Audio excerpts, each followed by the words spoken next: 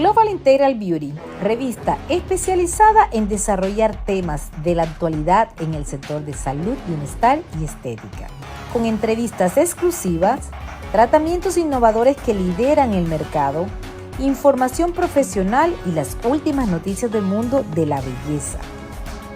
Solo aquí en Global Integral Beauty, en nuestra plataforma de Italis Beauty Sap. No te la pierdas.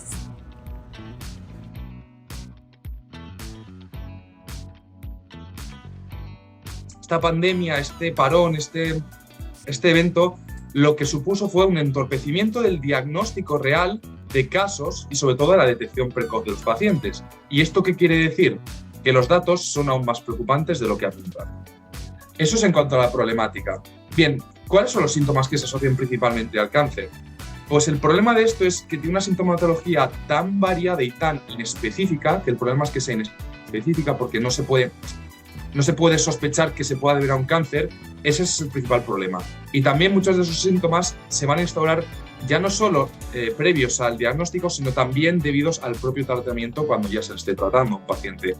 Entre los síntomas más prevalentes hablamos de fatiga, astenia, cansancio, febrículas, fiebres, dolores, distintos cambios a nivel oral, cambios intestinales y sobre todo el que más nos interesa a nosotros los nutricionistas en atención global son los cambios de peso.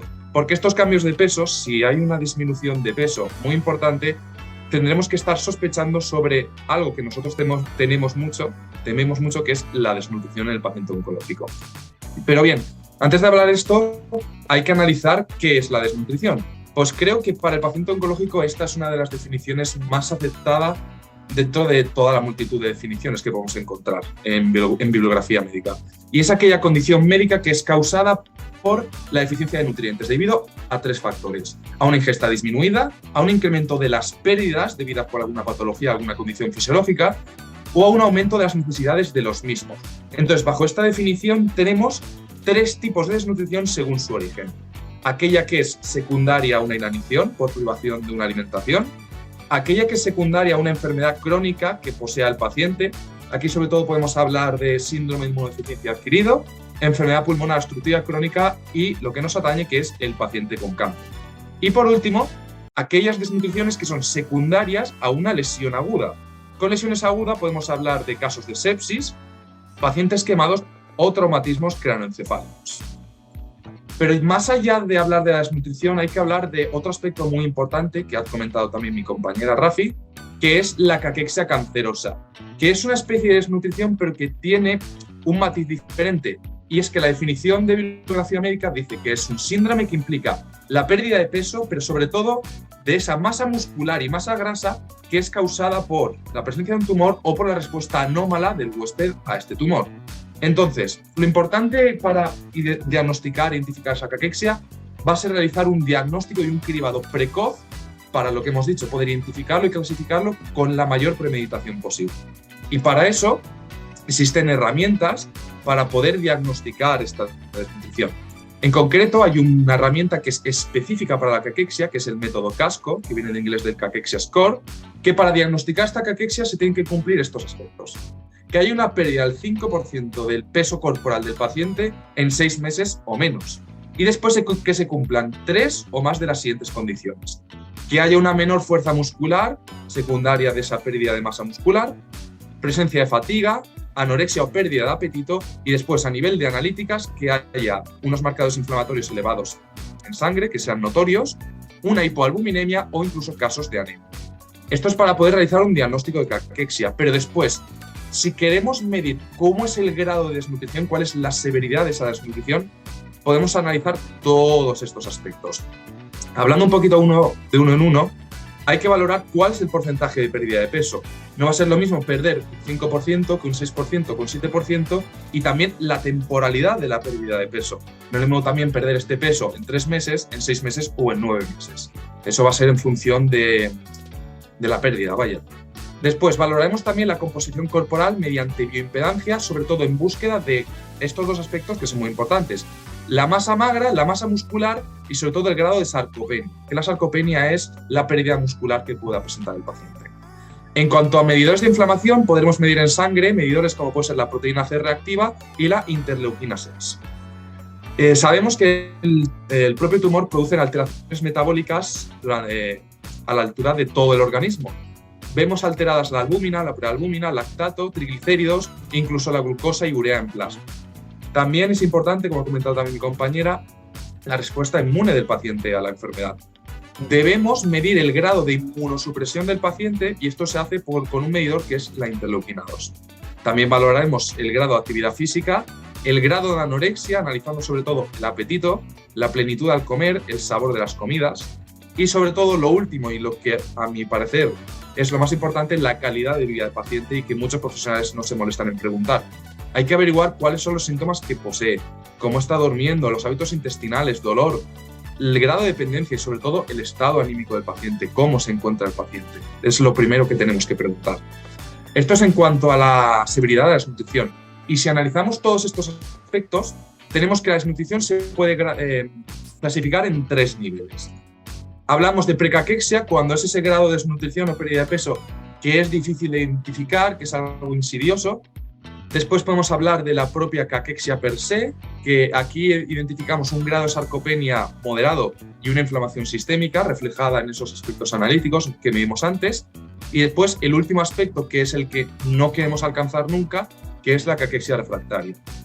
¿Por qué no queremos alcanzar esto? Porque un paciente que se encuentre en este grado de caquexia no responde ni al tratamiento oncológico ni al tratamiento nutricional. Está en una situación de hipercatabolismo tan increíble que resulta incluso irreversible. Y irreversible hasta el punto de que la esperanza de vida del paciente se establece en menos de 3 meses. Aquí la nutrición también va a ser importante, pero sobre todo tiene una finalidad meramente paliativa. Esto es en cuanto a la clasificación. Y bien, esto también lo ha comentado mi compañera, ¿cuál es la importancia de esta desnutrición o de la alimentación en general en el paciente oncológico? Ya hemos visto que hay una evidencia científica brutal, enorme en cuanto a las evidencias. ¿Y qué dice esa evidencia científica? Pues bien, que la desnutrición afecta a factores como puede ser la calidad de la vida, la tolerancia y la toxicidad del tratamiento, cómo va a tolerar el paciente ese tratamiento en función del grado de desnutrición, del estado nutricional, el pronóstico de la misma enfermedad, la respuesta inmunológica al propio tumor, también complicaciones que pueda haber a nivel posoperatorio, sobre todo en cirugías más invasivas, grados de dependencia e incapacidad, la duración de la estancia hospitalaria y, por último, algo que a mí no me gusta comentar, pero es lo que les sirve a los gobiernos para instaurar políticas de salud, es el gasto económico. Un paciente desnutrido va a incrementar muchísimo el gasto económico debido a la estancia hospitalaria y al tratamiento. ¿Por qué he recalcado en asteriscos todos los aspectos que están relacionados con el tratamiento? Pues bien, me gustaría demostraros que esto es un poco la pescadilla que se muerde la cola.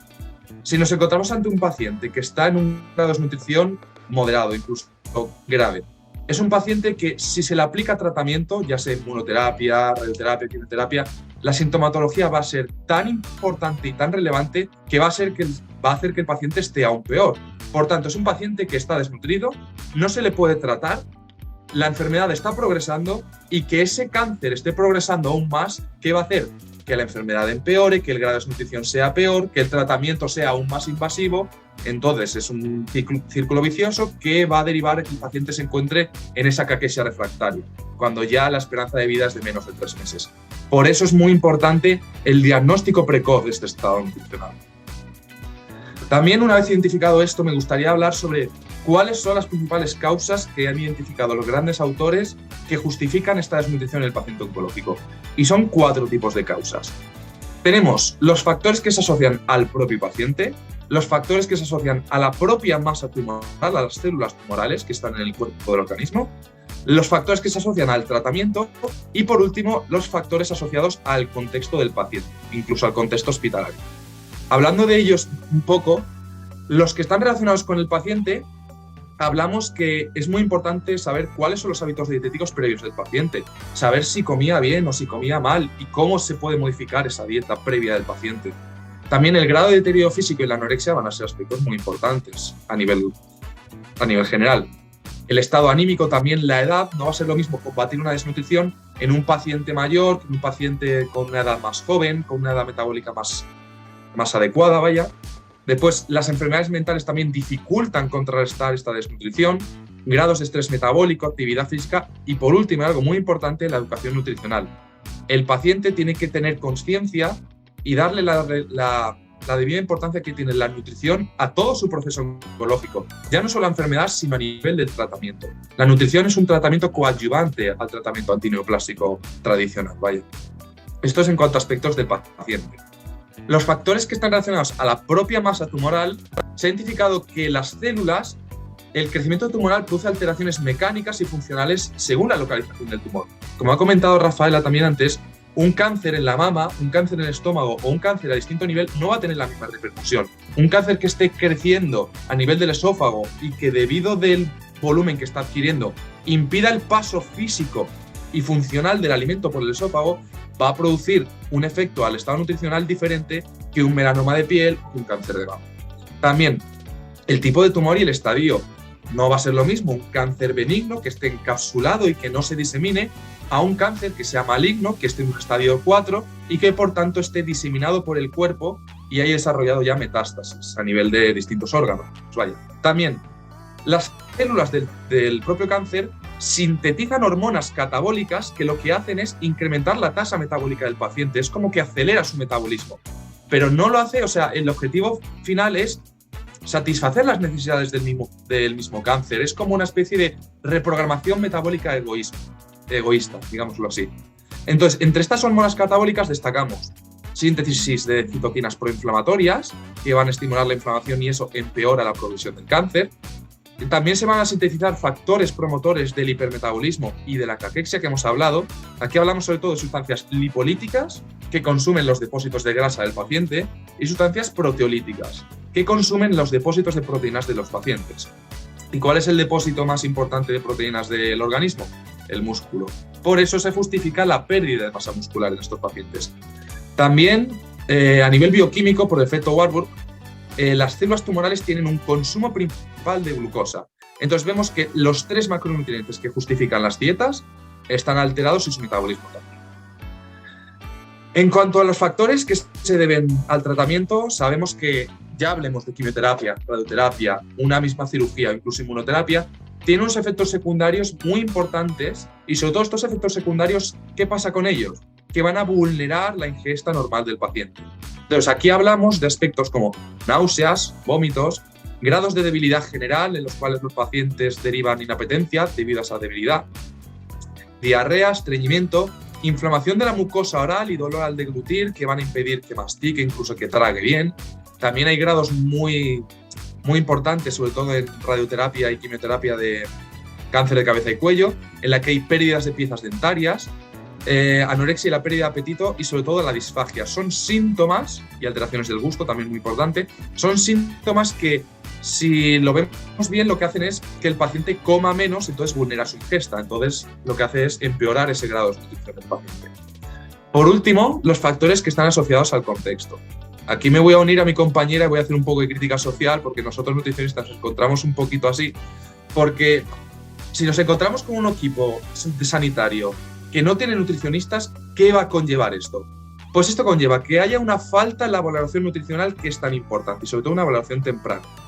¿Qué pasa también? Que hay un retraso en el inicio de la nutrición artificial. Estos pacientes que no logran comer van a requerir de esta nutrición artificial, que aquí estamos hablando sobre todo de nutrición enteral, parenteral y también el empleo de suplementos, que también lo podemos clasificar un poco en la nutrición artificial. Entonces, si no se identifica a tiempo la instauración de esta nutrición artificial, va a ser mucho más complicado combatir esa caquexia que hemos hablado anteriormente. También, repitiendo, se retrasa la detección precoz de esta desnutrición. Entonces, esto deriva en que hay un cribado ineficaz de esta desnutrición. ¿Y esto por qué se debe? Porque hay un sistema sanitario que es ineficiente para la atención de paciente oncológico, ya que no estamos los nutricionistas en este sistema de salud, como es el español. Y esto también se deriva a que hay políticas de salud que son ineficientes, a pesar de toda la bibliografía médica y científica que demuestra la eficacia y los beneficios que tiene instaurar nutricionistas en salud pública. Entonces, para concluir la exposición, ¿qué hacemos nosotros desde el servicio de nutrición para estos pacientes? Pues bien, lo primero y más importante es prevenir antes que curar. Hay que prevenir esta desnutrición con consejo nutricional, sobre todo atenderlo antes de que se haya instaurado esta desnutrición y combatirla si ya está diagnosticada. Combatirla y sobre todo para cada uno de los posibles síntomas que hemos hablado, náuseas, vómitos, estreñimiento, mucositis, existe una recomendación concreta y específica para cada síntoma. Por tanto, realizar esta educación nutricional va a ayudar a estos pacientes con estos síntomas. También me gustaría matizar que hay que individualizar la atención en cada caso. Cada persona es un mundo, cada persona tiene unos hábitos, como hemos visto hay distintos factores que van a ser diferentes en cada persona y también cada tumor es distinto. Entonces, no hay que pecar de ser generalistas y sobre todo hay que individualizar la atención y el tratamiento a cada tipo de paciente. Entonces, pero si hablamos de un protocolo de atención general, por si tenéis la curiosidad, lo que normalmente se hace desde el servicio de nutrición a nivel hospitalario es seguir un protocolo de intervención o de atención nutricional que consta de las siguientes premisas. En primer lugar, es un paciente que pierde peso, entonces hay que aportarle más calorías. Se hace un enriquecimiento calórico de no más de 400 kilocalorías, porque aquí no sirve la ley de cuanto más des de comer mejor, porque esto también tiene alteraciones a nivel de insulina y de hiperglucemias y hipoglucemias. Por tanto, enriquecimiento de 300-400 kilocalorías al día. También dentro de este enriquecimiento de calorías se van a enriquecer las proteínas hasta alcanzar el gramo y medio de proteínas por kilo de peso corporal del paciente por día. Si no se llega por dieta hospitalaria o por dieta ambulatoria en casa, se emplearán batidos enriquecidos en proteínas. También se va a recomendar actividad física regular y variada. A pesar de que el paciente presente debilidad general o incluso no tenga estas ganas de hacer actividad física, se va a incidir que esta actividad física es muy importante para el proceso de la enfermedad. Sobre todo, para cada uno de estos síntomas que he dicho anteriormente, un consejo nutricional personalizado para que cuando se dé la alta hospitalaria pueda combatir estos síntomas, porque normalmente los ciclos de quimioterapia y radioterapia, el paciente va, tiene una estancia de un día en el hospital donde se le aplica el ciclo de quimioterapia y después se va a casa. Y arrastra esos síntomas en casa. Entonces, si no se le ha educado al paciente, llegará a casa y el problema va a persistir e incluso puede llegar peor al siguiente ciclo. También, de poco sirve realizar esta educación y estos consejos si después no hay un seguimiento y control de esta intervención que estamos haciendo. Y por último, para los casos más importantes y en los que la pérdida de apetito es muy notoria y muy importante, se pueden emplear fármacos para incrementar este apetito. Esta es la bibliografía que he comentado por si queréis profundizar más en algunos puntos y muchísimas gracias por vuestra atención. Espero que os haya gustado. El mejor método para crear un legado es a través de un libro. Es por eso que la líder en belleza integral, CEO y fundadora de Global Integral Beauty, y Dallas Bailey, ha diseñado el libro Experto Global en Belleza Integral con el fin de conectar profesionales a nivel mundial que inspiren y transformen la comunidad de profesionales de salud, bienestar y la estética. A través de este libro bestseller puedes llegar a millones de personas, aumentar la credibilidad y visibilidad de tu marca. Posiciónate como un experto global en belleza integral, compartiendo tu historia y tu trayectoria profesional en tu propio capítulo del libro Belleza Integral Global, segunda edición.